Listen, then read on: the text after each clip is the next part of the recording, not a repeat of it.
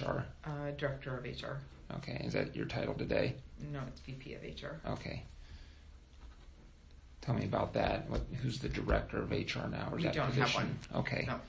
Same job duties, just different title. Okay. When did that job title change? March of this year, beginning of the year around merit time. So. Okay.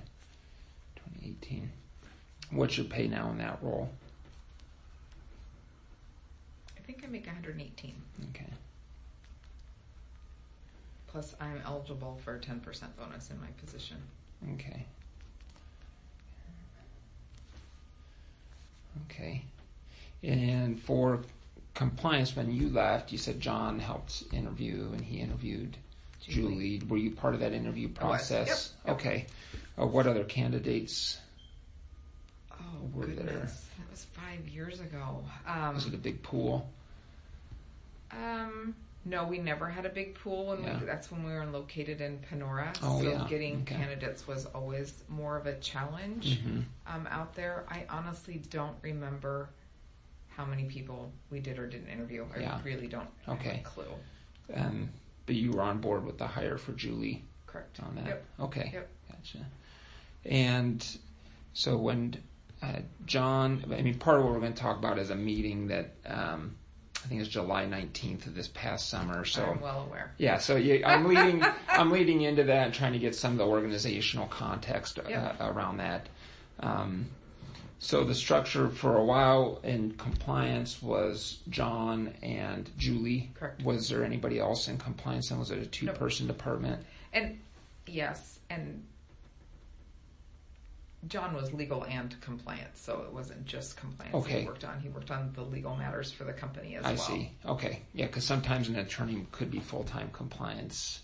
Yeah. But he sort of wore two hats. Yep. I think before I came on board, that's one. So John worked a ton of hours. And so Bill was the president at the time, and he said, you can't keep doing this. We need to take the compliance part away from you so that you can focus on the company legal matter, or whatever legal matters that he worked on.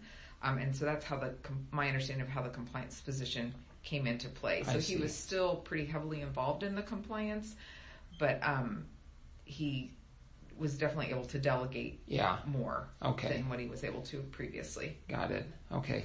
And then at some point there were a couple other positions added into the compliance department. Correct. Right? Can you walk me through that timeline as you recall it or understand it? I can't. I know that we had Julie for a while, or clearly just Julie. Mm-hmm. I think that it would have been since we moved to Urbandale in December of 2016? Is that right? I think you've been there about 2 years. Yeah. So December 5th, 2016, we moved. I gotta write this up. Yeah. So we moved in. I think at that point in time it was still Julie. That was only, so since then is when she would have had the two adds to staff. So one is Courtney Clausen. Okay. And so I can't remember, this is just terrible. I can't remember what Courtney did before. But she was moved over there, I think because she was somewhere, I think in the marketing team. Okay. Marketing department, I should say. And her leader wasn't overly impressed with her, if I remember correctly. Okay. And so that's when she moved to the compliance team, because I think Julie needed help or did need help. I'm a little iffy on that part. And then, so that's how Courtney got there. Uh-huh. And then Chad was there, my understanding, because he met with Jamie and Mark, and he wasn't a good fit in marketing, so he went to them. Chad Easton, is that right? Yes, sorry, yes. Yep. And then they put him in compliance. Okay. So from your understanding, neither Courtney nor Chad were perceived as a perfect fit in the marketing areas, and so you are correct.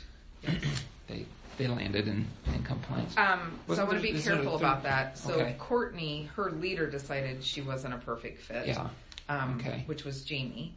And then Chad, I can't tell you what Scott thought about Chad. I don't think Scott thought he was the greatest fit, but I don't know that he was looking to coach him out. It's my understanding that Chad felt like